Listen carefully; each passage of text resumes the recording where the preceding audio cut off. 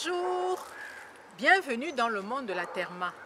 Je suis la Therma, pharmacienne de profession et passionnée de cosmétiques et de beauté. Aujourd'hui, je vais vous parler d'un sujet bien particulier. Je rentre à peine du Cameroun et j'ai rencontré un psychologue. Sur mon groupe Facebook, la caravane de la Therma, beaucoup d'abonnés m'ont dit la Therma, il serait intéressant de discuter avec un psychologue concernant la dépigmentation volontaire de la peau. Alors, vous avez demandé et je me suis exécutée. Vous connaissez tout mon combat contre la dépigmentation volontaire de la peau. J'étais au Cameroun il y a 2 semaines de cela et j'ai décidé d'aller à la rencontre d'un psychologue. Un psychologue qui va nous apporter des éclaircissements concernant les causes de cette dépigmentation volontaire de la peau. Pourquoi est-ce que les femmes se décapent? Sur ma page, dans mon groupe et sur tous mes réseaux sociaux, je parle énormément des causes et aussi des conséquences de cette DV. Mais c'est intéressant d'écouter ce psychologue. Allons-y.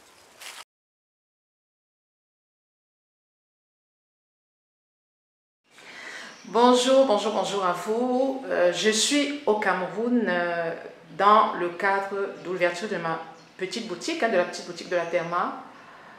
À votre demande, j'ai décidé de rencontrer un psychologue pour nous aider à comprendre tous ces problèmes que rencontrent les femmes qui rentrent dans la dépigmentation volontaire de la peau. Le psychologue, il va se présenter, a eu la gentillesse d'accepter cette interview. Et je vais juste poser des questions, on ne me verra pas car c'est lui qui est la vedette de cette vidéo. Bonjour monsieur le psychologue. Bonjour et bonjour à tous les suiveurs de la Therma. Je suis William Apatiko-Tomé, psychologue clinicien en service au Centre de psychologie clinique et de psychoéducation et au Centre cardiovasculaire de Douala. Vous exercez au Centre cardiovasculaire de Douala depuis combien d'années s'il vous plaît? Déjà 2 ans au Centre cardiovasculaire et depuis 4 ans au Centre de psychologie clinique et de psychoéducation. Alors, merci d'avoir eu la gentillesse de me recevoir aujourd'hui.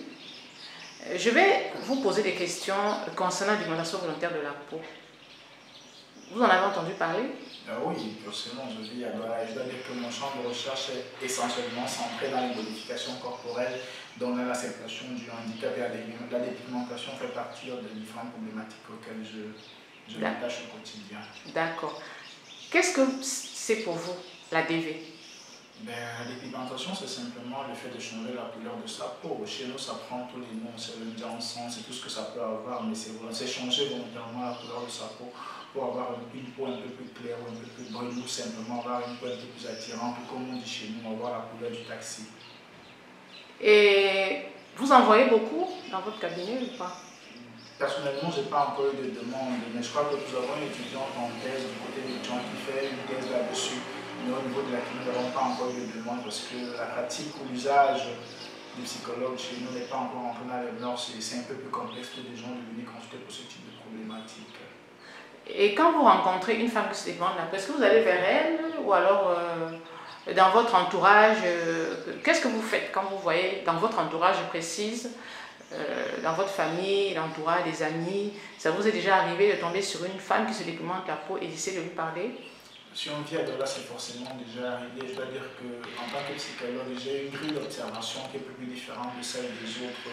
Donc mon observation est un peu plus poussée, un peu plus technique, qui me permet de voir ce que beaucoup ne peuvent pas voir. Si parfois on peut facilement voir une femme qui souffre de dépigmentation en train de vouloir éviter des gens, en train de vouloir s'habiller différemment pour masquer des choses. Parfois c'est le manque de confiance en soi, c'est l'estime de soi qu'on peut voir dans son comportement en fait, même dans sa manière de penser. Alors, nous allons entrer dans la première partie de la DV.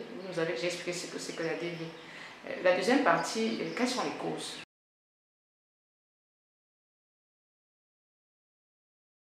Les causes sont multiples. Je vais d'ailleurs dire que l'Afrique, comme beaucoup d'autres parties du monde, ont souffert de la colonisation. Et donc, les médias et la colonisation et tout Internet nous apportent des modèles. Et quand on parle de modèles, on parle spécifiquement de modèles de femmes. Dans les modèles de femmes, cet aspect brillant et attirant de la peau n'échappe pas aux différentes jeunes filles africaines, plus particulièrement camerounaises, qui ont parfois recours à cette pratique pour pouvoir s'identifier aux autres ou alors pour s'arrimer au niveau des modèles de beauté internationaux et donc sont parfois obligés de passer par là. Je voudrais vous appeler par votre nom. Amadiko. Amadiko. Amadiko, c'est mieux, c'est plus. Je vais vous appeler par votre prénom. William, le prénom, c'est William le prénom. William, voilà. William, on est dans le. Comment on appelle ça? Dans les causes. Quelles sont les causes? Moi, je vous ai demandé, est-ce que l'homme est responsable de la dégradation volontaire de la peau? Parce que beaucoup de femmes disent, oui, ce sont les hommes, ce sont les hommes, ce sont les hommes. Vous nous avez donné votre explication en tant que spécialiste. Maintenant, moi, je suis beaucoup dans la sensibilisation. Vous allez me dire si ce que je fais est bien. Peut-être que je me trompe. Et j'ai constaté que sur les réseaux sociaux, les femmes décapées étaient insultées. Ça m'a interpellée il y a 2 ans. Sur les réseaux sociaux, sur des pages Facebook, on mettait des photos des femmes et tous les commentaires étaient très insultants. Et quand je naviguais d'une page à une autre, je me rendais compte de cet état de choses. J'ai dit non, il faut que ça change. Il faut que les gens comprennent que derrière, comme vous l'avez dit, toute femme qui se déploie de la peau, il y a une histoire. Et l'histoire est très personnelle. Là, vous l'avez dit et je suis contente que vous l'ayez dit parce qu'effectivement, c'est ce que j'ai toujours dit. Mais je voulais vous dire une chose. Moi, personnellement, et avec toute l'équipe qui m'accompagne au sein de tous mes réseaux sociaux, j'ai toujours dit que je n'ai jamais insulté une femme qui se décapent. Alors moi, je dis la manière douce, c'est-à-dire que je ne juge pas, je ne critique pas, mais plutôt je sensibilise, j'accompagne et je fais vraiment preuve d'empathie. Certains me disent non, tu es trop gentil avec elles, il faut les insulter, il faut utiliser une méthode choc et comme ça, elles vont comprendre facilement. Ce n'est pas ma méthode, mais William, pouvez-vous nous donner la méthode en fait pour sensibiliser facilement ces femmes?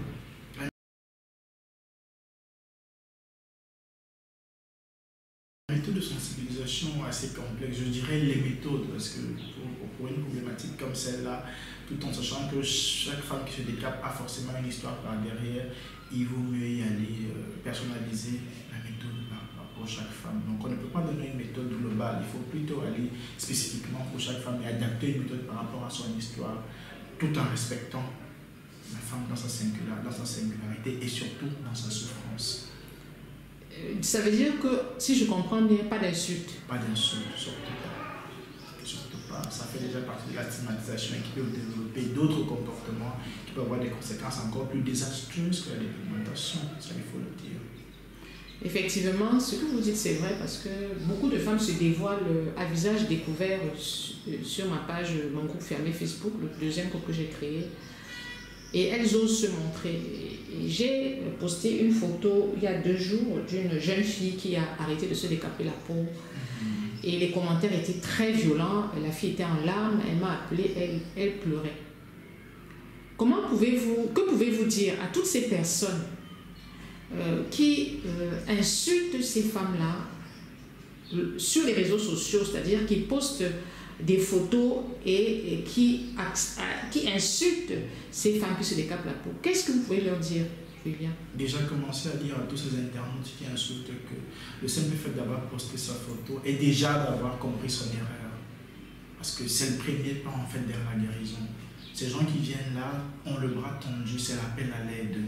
Et cette page Facebook est l'endroit le moins indiqué pour apporter ce type de comportement parce que ce sont des gens qui viennent étaler leur souffrance au grand jour. Personne ne peut savoir pendant combien de temps elle est restée terrée dans son silence et a compris l'appel et surtout a compris l'importance de cette page Facebook et donc a compris l'importance d'une communauté comme celle-là où elle peut se sentir acceptée, conseillée, mais après tout accompagnée sans être jugée. Et donc apporter des injustes, c'est vraiment la ramener à l'époque de la caverne. Ah, d'accord. Donc, ça rejoint effectivement ce que j'ai toujours dit. Jamais insulter, jamais critiquer, écouter, accompagner, tout en respectant la personne qui est en face de nous. La personne et sa souffrance. Et sa souffrance. Il y a 2 éléments qui vont de pair. D'accord. Vous parlez de souffrance, mais De quoi souffre-t-elle? Elle est contente de se dépigmenter la peau, elle est heureuse de se dépigmenter la peau. Elle le fait, c'est bien précisé, dépigmentation volontaire de la peau. Mais de quelle souffrance parlez-vous?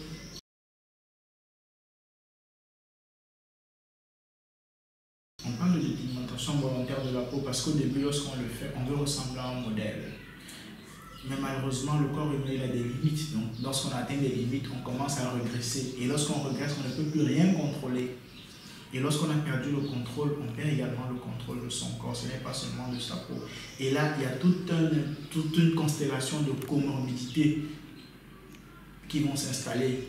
On aura déjà la destruction physique du corps à travers la peau, mais sur le plan psychologique, on aura beaucoup d'éléments. On aura le manque de confiance en soi, la baisse d'estime de soi et l'anxiété qui va parfois naître, le stress, parce qu'il faut le dire. Parce qu'à un moment donné, les pathologies qui découlent sur le plan physique sont parfois chroniques et donc installent la personne dans un changement drastique de mode de vie, un changement drastique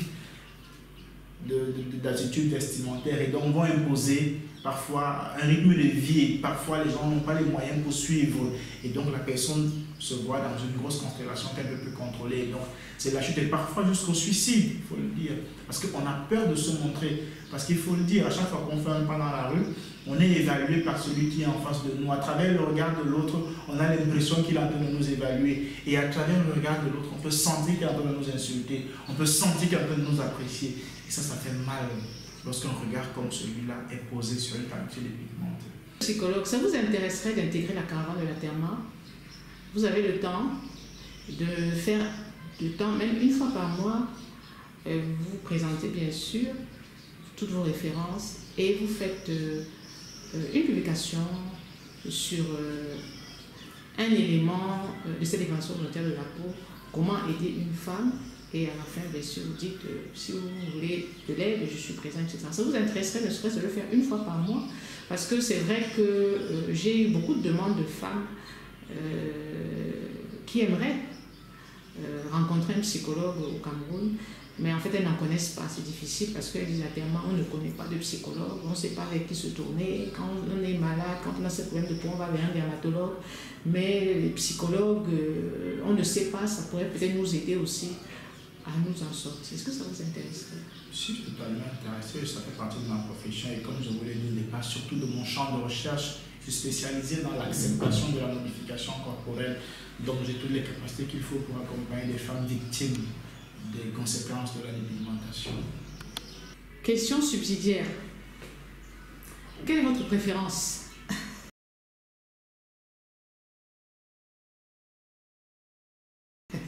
En tant qu'homme, soyons honnêtes, en tant qu'homme, est-ce que vous préférez les femmes claires aux femmes noires ou vice-versa? Je n'ai pas de préférence, mais ce que je sais, c'est que les femmes, je les aime naturelles. Et donc sans artifice, et donc ça exclut le décapage. D'accord. Dites-vous, qu'elle soit brune ou qu'elle soit noire, vous, ça vous importe peu? Oui, pour qu'elle soit naturelle. L'essentiel, c'est que sa peau soit, comme on dit, sa peau d'origine. Effectivement. D'accord. Beaucoup de femmes décapent leur enfant. C'est-à-dire que non seulement elles se dépigmentent la peau, mais elles entraînent aussi les enfants, les bébés. Il y en a qui ont décapé leurs bébés, leurs adolescents. Qu'est-ce que vous en pensez?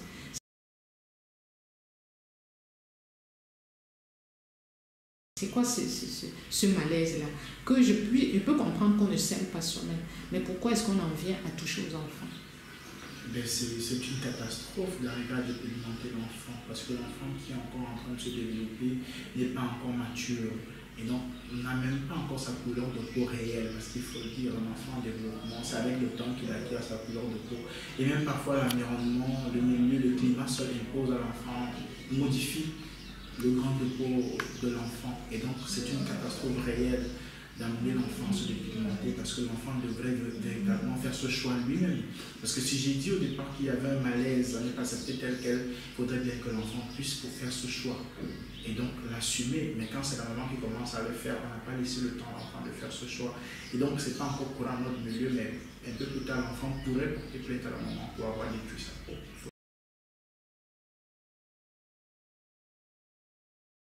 Et les hommes, parce que là on parle des femmes, est-ce que les hommes qui se dépigmentent la peau rencontrent, les causes sont les mêmes par rapport aux femmes. Est-ce que c'est toujours le manque d'acceptation de soi? Comment vous pouvez comprendre qu'un homme se lève le matin, il met des crêpes pour blanchir? Les causes sont sensiblement les mêmes. Qu'on soit homme ou femme, nous sommes des êtres humains, donc soumis aux mêmes pressions des médias et de la mode. Et donc parfois, on peut être appelé à voir un homme qui se dépigmente parce qu'il ne s'accepte pas et se verrait un peu plus accepté avec une peau un peu plus claire, ou alors penser que les hommes à la peau claire ont un peu plus de succès auprès des femmes. Donc c'est véritablement l'environnement qui impose cela, mais il faut le dire. Si on a dit dépigmentation comme étant un changement conscient, il y a toujours l'action de l'individu même, au-delà de la pression que l'environnement peut exercer sur elle. Donc l'individu fait consciemment ce choix et donc va véritablement vers quelque chose qui peut être un danger pour lui. D'accord. Maintenant, au niveau de la sensibilisation, qu'est-ce qu'on peut faire maintenant pour éviter ce fléau? Parce que c'est devenu un problème de santé publique.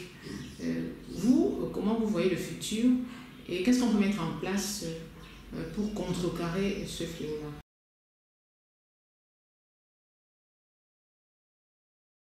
Commencer par la victime, donc les femmes et les hommes qui achètent des produits à un premier niveau qui est le niveau 0.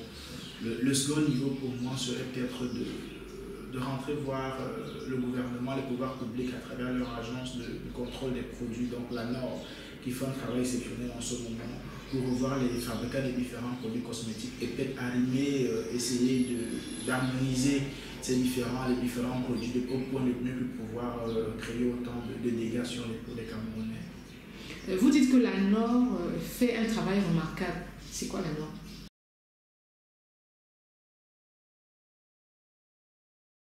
C'est l'agence de contrôle de nos produits au niveau du Cameroun.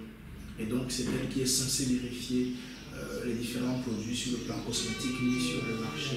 Et donc, pourrait par exemple se doter d'un laboratoire de contrôle pour pouvoir voir les différents pigments mis dans les produits chimiques pour ne pas dépigmenter la peau. Si dans certains pays, on a déjà interdit le troquinone, peut-être au Cameroun, c'est encore fait. Sans un contrôle méticuleux, on ne saurait véritablement pas ce qui est fait dans les différents laboratoires et donc ce qui est mis dans les différentes boutiques à la disposition des différents consommateurs.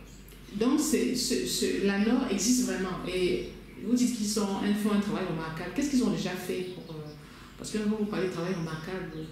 Qu'est-ce qu'ils ont déjà fait? On a vu la NOR interdire plusieurs produits dans les étalages au niveau de la vie. On a vu la NOR faire détruire plusieurs produits, bloquer les marchandises au niveau du port parce qu'elles ne répondaient pas aux différentes normes presque pas au gouvernement camerounais. Et comment est-ce qu'on peut les contacter? Comment ça se passe? Il faut faire un courrier, il faut... Personnellement, j'ai vraiment entrepris la démarche, mais je crois qu'ils ont des bureaux à Douala et à Yaoundé ou alors des pages Facebook, c'est courant aujourd'hui. Ils peuvent être contactés par plusieurs moyens.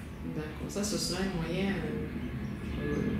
C'est-à-dire, c'est vrai que moi, au départ, j'ai toujours dit, je travaille d'abord sur la victime. Parce que je me dis, tant qu'il n'y a pas de clients, puisque l'offre est liée à la demande. Tant qu'il n'y a pas de demande, il n'y a pas d'offre. En cosmétique, c'est souvent ça. Le laboratoire qui fabrique les produits, il fait une étude de marché et il dit ok, aujourd'hui je vais sortir une crème comme ça parce qu'il y a de la demande. Demain je vais sortir un lait corps comme ça parce qu'il y a de la demande. S'il n'y a pas de demande de produits éclaircissants, il n'y a pas d'offre. Parce que beaucoup me disent oui, c'est bien beau de sensibiliser les femmes, mais il faut aussi regarder au niveau des produits sur le marché, les commerçants. Et c'est difficile de dire à un commerçant arrête de vendre. En tant que personne lambda, je ne peux pas dire à un commerçant arrête de vendre, parce que le commerçant est là pour se faire de l'argent. Et c'est pour ça que j'ai toujours commencé par la victime, parce que je me dis, moins il y a de clientes, moins il y a de commerce. Et ce que vous dites, c'est... Donc vous dites aussi, en plus des victimes, il faut aller vers les... Il faut aller vers la NOR, donc vers les pouvoirs publics qui ont pour première mission de protéger les Camerounais. Et si au journal dit que c'est un problème de santé publique, ça veut forcément dire que les Camerounais en majorité ils sont touchés. Et donc saisir les autorités n'est que demander aux autorités de faire leur droit, de protéger les Camerounais. Et protéger les Camerounais passe par ce type de contrôle. D'accord. Donc ce serait intéressant. Merci de m'avoir édifié sur ce sujet parce que je ne savais pas que ça existait ici au Cameroun, qui avait la norme. Donc je vais essayer de me documenter et puis voir ce qu'il y a lieu de faire. S'il faut même faire une pétition auprès de tous les dermatologues, les psychologues, les cardiologues, bref, auprès de tous les confrères qui exercent dans le domaine de la santé pour essayer un petit peu de bousculer les choses.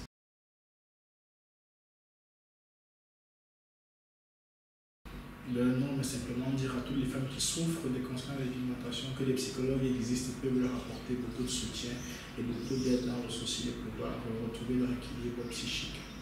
Vous pouvez donc redonner vos références, le numéro de téléphone, on peut vous joindre, le lieu où vous travaillez, et comme ça. Bien sûr, je le mettrai en fin de vidéo, mais bon, il y en a qui aiment entendre aussi.